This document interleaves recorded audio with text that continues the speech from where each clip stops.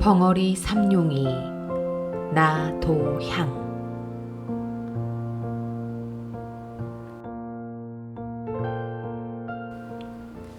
내가 10살이 될락말락한 때이니까 지금으로부터 14, 15년 전 일이다.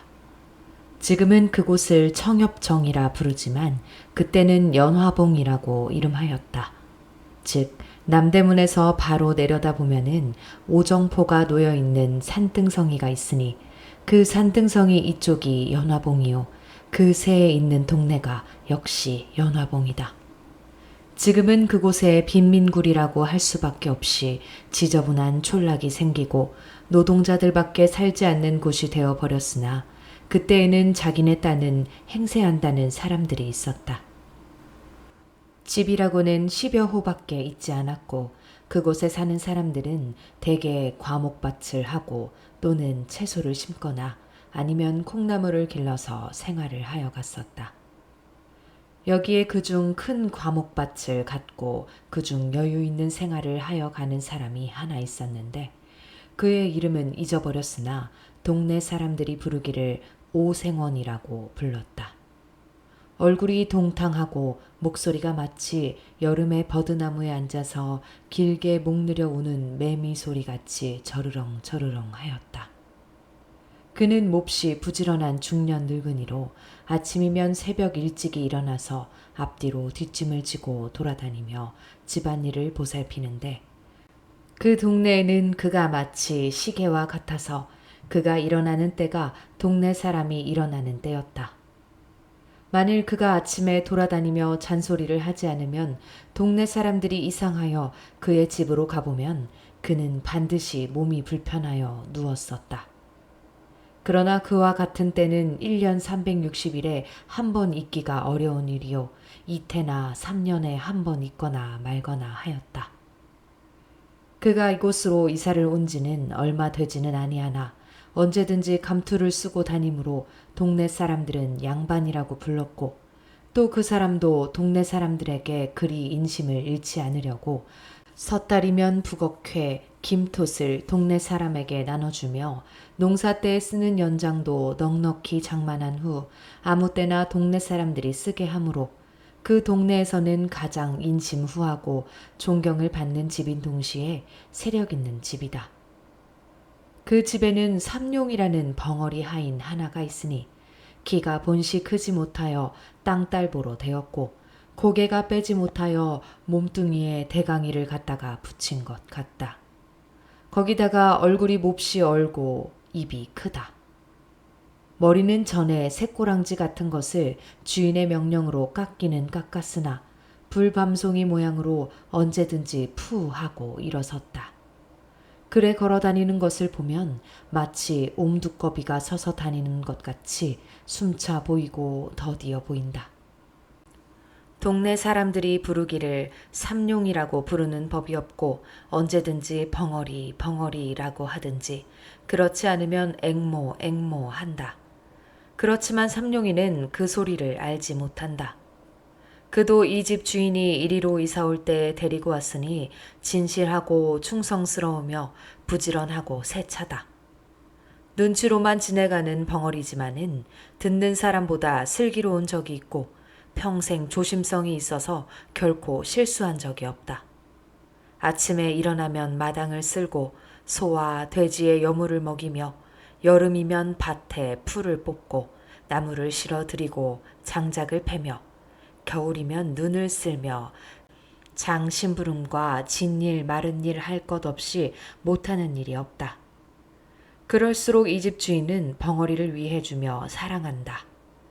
혹시 몸이 불편한 기색이 있으면 쉬게 하고 먹고 싶어하는 듯한 것은 먹이고 입을 때 입히고 잘 때 재운다. 그런데 이 집에는 3대 독자로 내려오는 그 집 아들이 있다. 나이는 17살이나 아직 14살도 되어 보이지 않고 너무 귀엽게 기르기 때문에 누구에게든지 버릇이 없고 어리광을 부리며 사람에게나 짐승에게 잔인 포악한 짓을 많이 한다.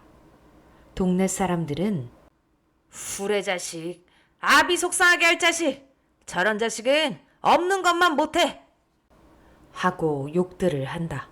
그래서 그의 어머니는 아들이 잘못할 때마다 그의 영감을 보고 그 자식을 좀 때려 죽으려! 왜 그런 것을 보고 가만두! 하고 자기가 대신 때려주려고 나서면 아니요. 아직 절이 없어 그렇지. 저도 지각이 나면 그렇지 않을 것이 아니오. 하고 너그럽게 타이른다. 그러면 마누라는 외가리처럼 소리를 지르며 절이 없긴. 지금 나이가 몇이오?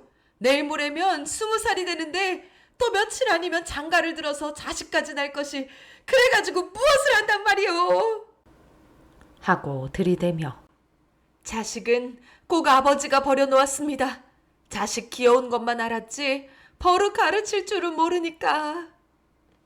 이렇게 싸움만 시작하려 하면 영감은 아무 말도 하지 않고 바깥으로 나가버린다. 그 아들은 더구나 벙어리를 사람으로 알지도 않는다. 말 못하는 벙어리라고 오고 가며 주먹으로 허구리를 지르기도 하고 발길로 엉덩이도 찬다. 그러면 그 벙어리는 어린 것이 철없이 그러는 것이 도리어 귀엽기도 하고 또는 그 힘없는 팔과 힘없는 다리로 자기의 무쇠 같은 몸을 건드리는 것이 우습기도 하고 앙증하기도 하여 돌아서서 방글에 웃으면서 툭툭 털고 다른 곳으로 몸을 피해버린다. 어떤 때는 낮잠 자는 벙어리 입에다가 똥을 먹인 때도 있었다.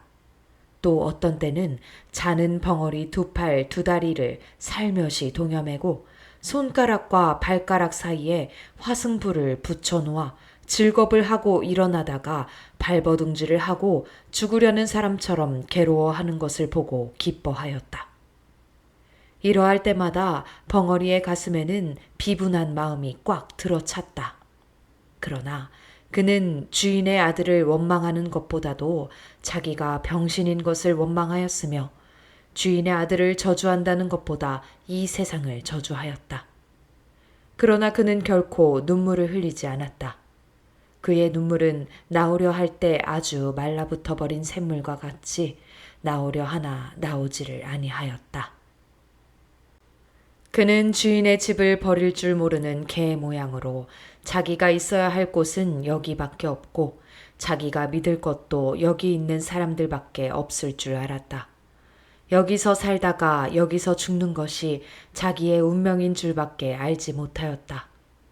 자기의 주인 아들이 때리고 지르고 꼬집어 뜯고 모든 방법으로 학대할지라도 그것이 자기에게 을에 있을 줄밖에 알지 못하였다. 아픈 것도 그 아픈 것이 을에 자기에게 돌아올 것이요. 쓰린 것도 자기가 받지 않아서는 안 될 것으로 알았다. 그는 이 마땅히 자기가 받아야 할 것을 어떻게 해야 면할까 하는 생각을 한 번도 하여 본 일이 없었다. 그가 이 집에서 떠나가려거나 또는 그의 생활 환경에서 벗어나려는 생각은 한 번도 해보지 못하였다. 할지라도 그는 언제든지 그 주인 아들이 자기를 학대하고 또는 자기를 못살게 굴 때 그는 자기의 주먹과 또는 자기의 힘을 생각하여 보았다. 주인 아들이 자기를 때릴 때 그는 주인 아들 하나쯤은 넉넉히 제지할 힘이 있는 것을 알았다. 어떠한 때는 아픔과 쓰림이 자기의 몸으로 스며들 때면 그의 주먹은 떨리면서 어린 주인의 몸을 치려 하다가는 그것을 무서운 고통과 함께 꽉 참았다. 그는 속으로 아니다. 그는 나의 주인의 아들이다. 그는 나의 어린 주인이다 하고 꾹 참았다. 그리고는 그것을 얼핏 잊어버렸다. 그러다가도 동네집 아이들과 혹시 장난을 하다가 주인 아들이 울고 들어올 때에는 그는 황소같이 날뛰면서 주인을 위하여 싸웠다. 그래서 동네에서도 어린애들이나 장난꾼들이 벙어리를 무서워하여 감히 덤비지를 못하였다. 그리고 주인 아들도 위급한 경우에는 언제든지 벙어리를 찾았다. 벙어리는 얻어맞으면서도 기어드는 충견 모양으로 주인의 아들을 위하여 싫어하지 않고 힘을 다하였다. 벙어리가 23살이 될 때까지 그는 물론 이성과 접촉할 기회가 없었다. 동네의 처녀들이 저를 벙어리 벙어리 하며 괴상한 손짓과 몸짓으로 놀려먹음을 받을 적에 분하고 곤란한 중에도 느긋한 즐거움을 느끼어 본 일은 있었으나 그가 결코 사랑으로서 어떠한 여자를 대해본 일은 없었다. 그러나 정욕을 가진 사람인 벙어리도 그의 피가 차디찰 리는 없었다. 혹 그의 피는 더욱 뜨거웠을는지도 알 수 없었다.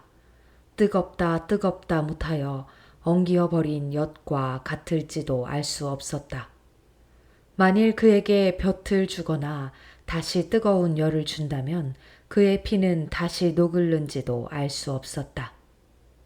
그가 깜빡깜빡하는 기름 등잔 아래에서 밤이 깊도록 집신을 삼을 때면 남모르는 한숨을 안 쉬는 것도 아니지만은 그는 그것을 곧 억제할 수 있을 만큼 정욕에 대하여 벌써부터 단념을 하고 있었다. 마치 언제 폭발이 될는지 알지 못하는 휴화산 모양으로 그의 가슴 속에는 충분한 정열을 깊이 감추어 놓았으나 그것이 아직 폭발될 시기가 이르지 못한 것이었다. 비록 폭발이 되려고 무섭게 격동함을 벙어리 자신도 느끼지 않는 바는 아니지만은 그는 그것을 폭발시킬 조건을 얻기 어려웠으며 또는 자기가 여태까지 능동적으로 그것을 나타낼 수가 없을 만큼 외계의 압축을 받았으며 그것으로 인한 이지가 너무 그에게 자제력을 강대하게 하여 주는 동시에 또한 너무 그것을 단념만 하게 하여 주었다. 속으로 나는 벙어리다. 자기가 생각할 때 그는 몹시 원통함을 느끼는 동시에 나는 말하는 사람들과 똑같은 자유와 똑같은 권리가 없는 줄 알았다. 그는 이와 같은 생각에서 언제든지 단념 않으려야 단념하지 않을 수 없는 그 단념이 쌓이고 쌓이어 지금에는 다만 한 개의 기계와 같이 이 집의 노예가 되어 있으면서도 그것을 자신의 천직으로 알고 있을 뿐이요. 다시는 자기가 살아갈 세상이 없는 것 같이 밖에 알지 못하게 된 것이다. 그해 가을이다. 주인의 아들이 장가를 들었다. 색시는 신랑보다 2살 위인 19살이다. 주인이 본시 자기가 언제든지 문벌이 얕은 것을 한탄하여 신부를 구할 때 첫째 조건이 문벌이 높아야 할 것이었다. 그러나 문벌이 있는 집에서는 그리 쉽게 색시를 내놓을 리가 없었다. 그러므로 하는 수 없이 그 어떠한 영락한 양반의 딸을 돈을 주고 사오다시피 하였으니 무남 동료의 딸을 둔 남촌 어떤 과부를 꿀을 발라서 약혼을 하고 혹시나 무슨 딴소리가 있을까 하여 부랴부랴 성례식을 시켜버렸다. 혼인할 때의 비용도 그때 돈으로 3만 냥을 썼다. 그리고 아들의 처갓집에 며느리 뒤 보아주는 바느질싹, 빨래싹이라는 명목으로 한 달에 2,500냥씩을 대어 주었다. 신부는 자기 아버지가 돌아가기 전까지 상당히 견디기도 하고 또는 금지옥엽같이 기른 터이라 구식 가정에서 배울 것, 읽힐 것 못하는 것이 없고 게다가 또는 인물이라든지 행동거지에 조금도 구김이 있지 아니하다. 신랑이 오자 신랑이 흠절이 생기기 시작했다. 신부에게다 대면 두루미야 까마귀지. 아우 아직도 철딱서니가 없어. 색시에게 쥐어지내겠지. 신랑에겐 과지. 동네집 말 좋아하는 여편네들이 모여 앉으면 이렇게 비평들을 한다. 어떠한 남의 걱정을 잘하는 마누라님은 간혹 신랑을 보고는 그대로 세워놓고 글쎄 인제는 어른이 되었으니 셈이 좀 나요. 저리고 어떻게 색시를 거느려 가노? 색시방에 들어가기가 부끄럽지 않담? 하고 들이대다시피 하는 일이 있다. 이럴 적마다 신랑의 마음은 그 말하는 이들이 미웠다. 일부러 자기를 부끄럽게 하려고 하는 것 같아서 그 후에 그를 만나면 말도 안 하고 인사도 하지 아니한다. 또 그의 고모되는 이가 와서 자기 조카를 보고 인제는 어른이야. 너도 그만하면 지각이 날 때가 되지 않았니? 네 처가 부끄럽지 아니하냐? 하고 타이를 적마다 그의 마음은 그 말하는 사람이 부끄럽다는 것보다도 자기를 이렇게 하게 한 자기 아내가 더욱 밉살머리스러웠다. 여편네가 다 무엇이냐? 저 빌어먹으려니 들어오더니 나를 이렇게 못살게 들구지. 혼인한 지 며칠이 못 되어 그는 색시방에 들어가지를 않았다. 집안에서는 야단이 났다. 마치 돼지나 말새끼를 혼례시키려는 것 같이 신랑을 색시방으로 집어넣으려 하나 막무가내였다. 그럴 때마다 신랑은 손에 닥치는 대로 집어 때려서 자기의 외사촌 누이의 이마를 뚫어서 피까지 나게 한 일이 있었다. 집안 식구들이 하는 수가 없어 맨 나중에는 아버지에게 밀었다. 그러나 그것도 소용이 없을 뿐더러 풍파를 더 일으키게 하였다. 아버지께 꾸중을 듣고 들어와서는 다짜고짜로 신부의 머리채를 쥐어잡아 마루 한복판에 태지를 쳤다. 그리고는 이년, 네 집으로 가거라. 보기 싫다. 내 눈앞에는 보이지도 마라. 하였다. 밥상을 가져오면 그 밥상이 마당 한복판에서 제주를 넘고 옷을 가져오면 그 옷이 쓰레기통으로 나간다. 이리하여 색시는 시집 오던 날부터 팔자 한탄을 하고서 날마다 밤마다 우는 사람이 되었다. 울면 요사스럽다고 때린다. 또 말이 없으면 빙충 맞다고 친다. 이리하여 그 집에는 평화스러운 날이 하루도 없었다. 이것을 날마다 보는 사람 가운데 알 수 없는 의혹을 품게 된 사람이 하나 있으니 그는 곧 벙어리 삼룡이었다.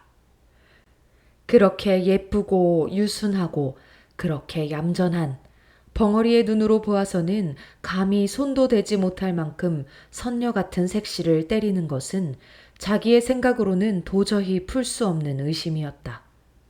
보기에도 황홀하고 건드리기도 황홀할 만큼 숭고한 여자를 그렇게 하대한다는 것은 너무나 세상에 있지 못할 일이다.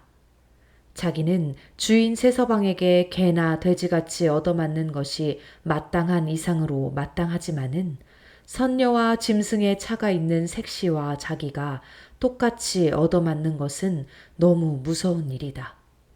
어린 주인이 천벌이나 받지 않을까 두렵기까지 하였다. 어떠한 달밤 사면은 고요적막하고 별들은 드문드문 눈들만 깜빡이며 반달이 공중에 뚜렷이 달려있어 수은으로 세상을 깨끗하게 닦아낸 듯이 청명한데 삼룡이는 검둥개 등을 쓰다듬으며 바깥마당 멍석 위에 비스시 드러누워 하늘을 쳐다보며 생각하여 보았다.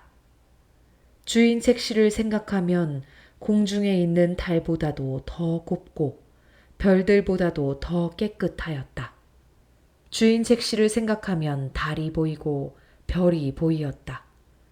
삼라만상을 씻어내는 은빛보다도 더 흰 달이나 별의 광채보다도 그의 마음이 아름답고 부드러운 듯 하였다. 마치 달이나 별이 땅에 떨어져 주인 새아씨가 된 것도 같고 주인 새아씨가 하늘에 올라가면 달이 되고 별이 될 것 같았다. 더구나 자기를 어린 주인이 때리고 꼬집을 때 감히 입 벌려 말은 하지 못하나 측은하고 불쌍히 여기는 정이 그의 두 눈에 나타나는 것을 다시 생각할 때 그는 부들부들한 개의 등을 어루만지면서 감격을 느꼈다. 개는 꼬리를 치며 자기를 귀여워하는 줄 알고 벙어리에 손을 핥았다. 삼룡이의 마음은 주인 아씨를 동정하는 마음으로 가득 찼다. 또는 그를 위하여서는 자기의 목숨이라도 아끼지 않겠다는 의분에 넘치었다. 그것은 마치 살구를 보면 입속에 침이 도는 것 같이 본능적으로 느껴지는 감정이었다. 새댁이 온 뒤에 다른 사람들은 자유로운 안출입을 금하였으나 벙어리는 마치 개가 맘대로 안에 출입할 수 있는 것 같이 아무 의심 없이 출입할 수가 있었다. 하루는 어린 주인이 먹지 않던 술이 잔뜩 취하여 무지한 놈에게 맞아서 길에 자빠진 것을 업어다가 안으로 들여다 누인 일이 있었다. 그때 아무도 안에 있지 않고 다만 새색시 혼자 방에서 바느질을 하고 있다가 이 꼴을 보고 벙어리에 충성된 마음이 고마워서 그 후에 쓰던 비단 헝겊 조각으로 부시쌈지 하나를 만들어 준 일이 있었다. 이것이 새 서방님의 눈에 띄었다. 그래서 색시는 어떤 날 밤 자던 몸으로 마당 복판에 머리를 푼 채 내동댕이가 쳐졌다. 그리고 온몸에 피가 맺히도록 얻어맞았다. 이것을 본 벙어리는 또다시 의분의 마음이 뻗쳐 올라왔다. 그래서 미친 사자와 같이 뛰어들어가 새 서방님을 내어 던지고 새색시를 둘러매었다. 그리고 나는 수리와 같이 바깥 사랑 주인 영감 있는 곳으로 뛰어가 그 앞에 내려놓고 손짓과 몸짓을 10번, 20번 거푸하며 하소연하였다. 그 이튿날 아침에 그는 주인 새서방님에게 물풀에로 얼굴을 몹시 얻어맞아서 한쪽 뺨이 눈을 얼러서 피가 나고 주먹같이 부었다.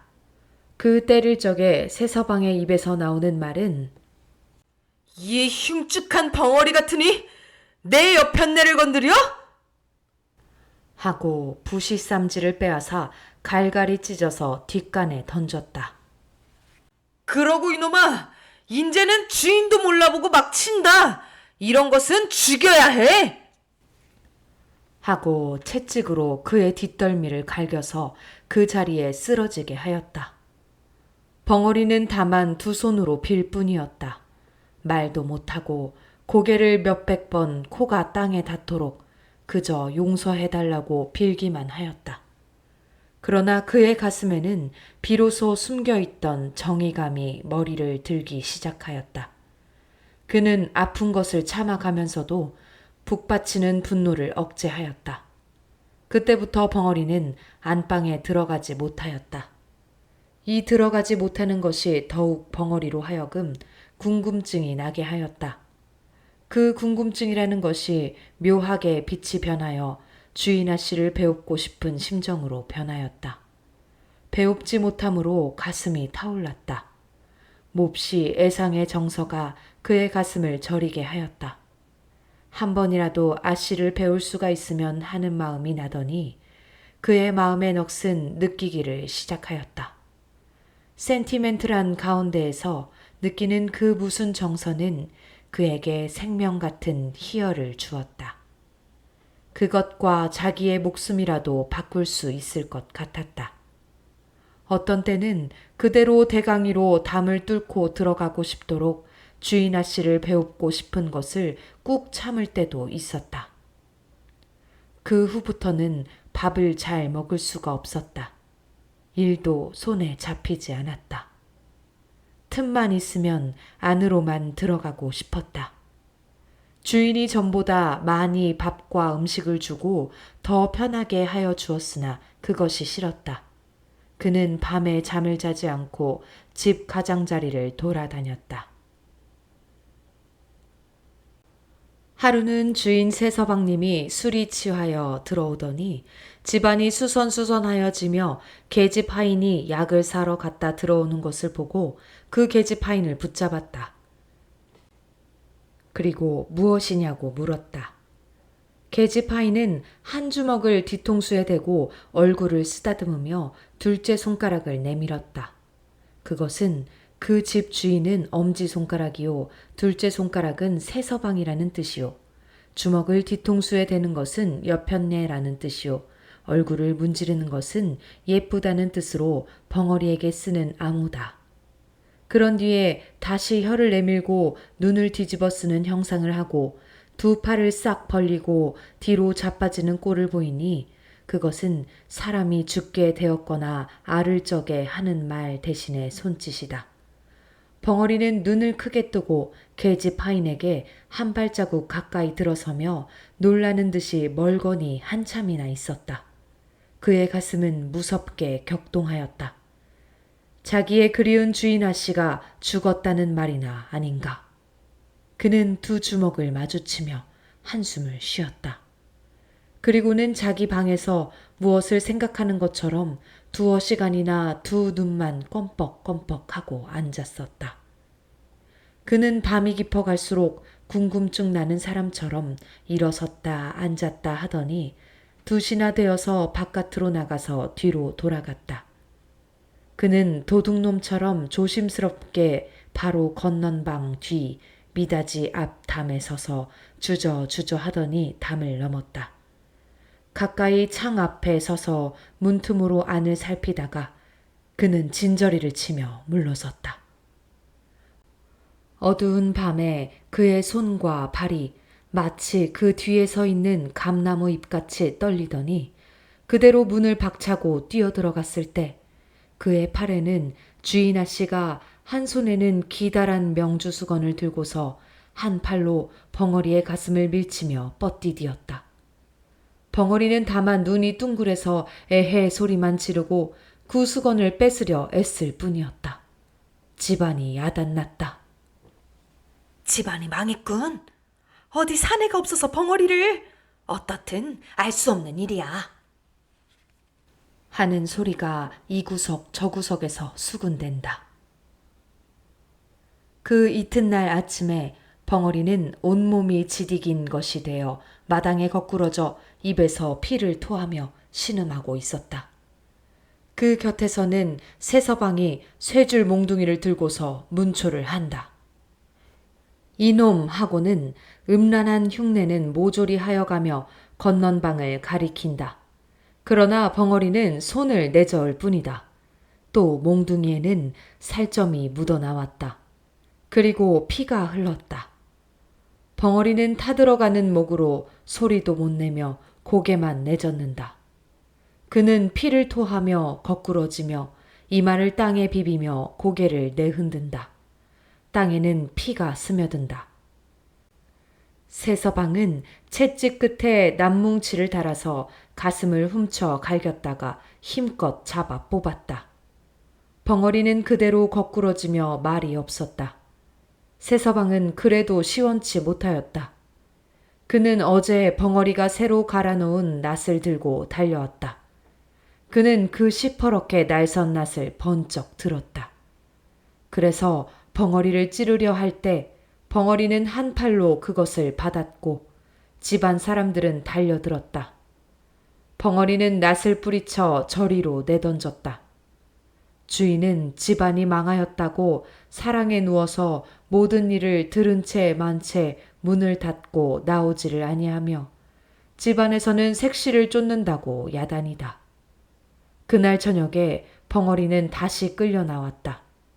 그때에는 주인 새서방이 그의 입던 옷과 신짝을 주며 눈을 부릅뜨고 손을 멀리 가리키며 가!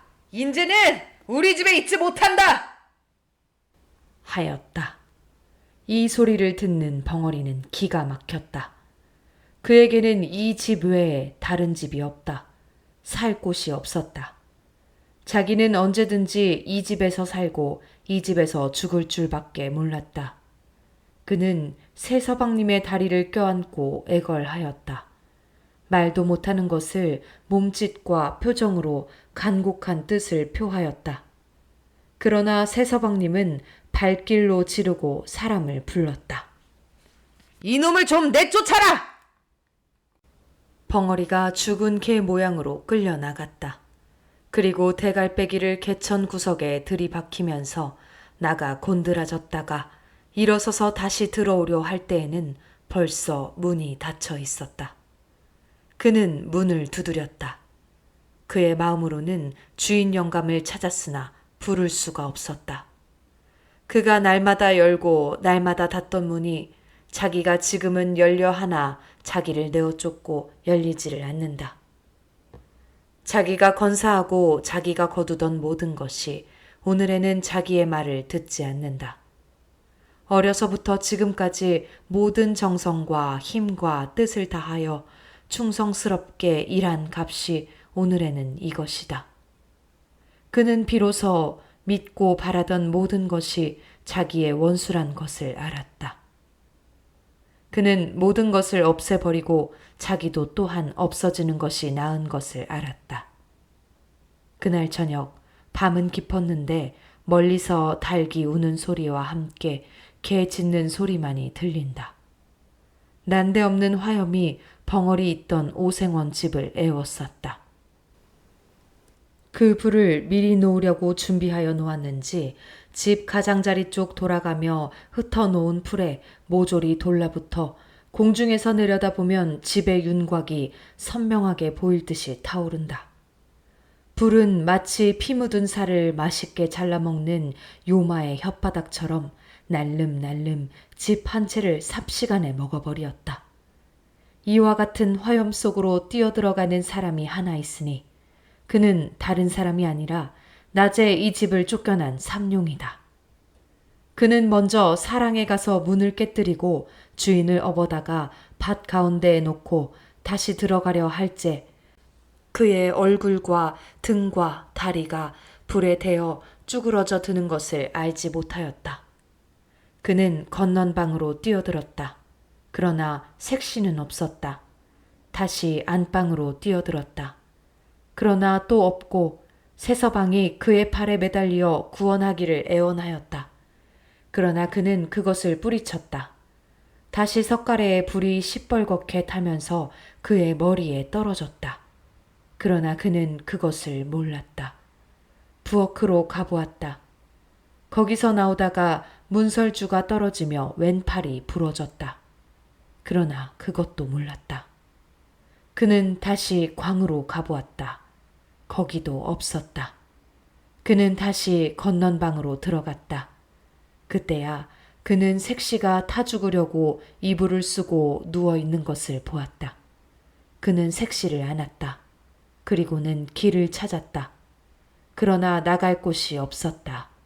그는 하는 수 없이 지붕으로 올라갔다. 그는 비로소 자기의 몸이 자유롭지 못한 것을 알았다.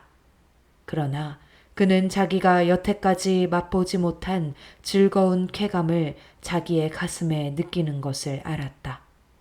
색시를 자기 가슴에 안았을 때 그는 이제 처음으로 살아난 듯 하였다. 그는 자기의 목숨이 다한 줄 알았을 때 그 색시를 내려놓을 때는 그는 벌써 목숨이 끊어진 뒤였다. 집은 모조리 타고 벙어리는 색시를 무릎에 니고 있었다. 그의 울분은 그 불과 함께 사라졌을는지 평화롭고 행복스러운 웃음이 그의 입 가장자리에 엷게 나타났을 뿐이다.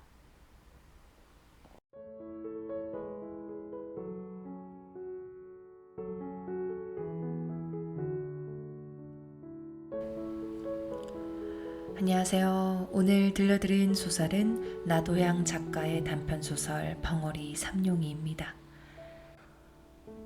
벙어리 삼룡이를 통해 인간의 순수한 마음과 비극적인 현실, 그리고 그 현실을 만들어낸 사회에 대해서 깊게 생각할 수 있는 작품입니다. 이 작품 속의 벙어리 삼룡이는 하인이라는 가장 낮은 신분이었지만 어떻게 보면 인간으로서는 가장 고귀한 성품을 지닌 자가 아니었나 싶습니다. 네, 앞으로도 여러분들께 한국 단편 소설을 통해 감동적인 작품을 들려드리도록 하겠습니다. 여러분들의 구독과 좋아요는 큰 힘이 됩니다. 감사합니다.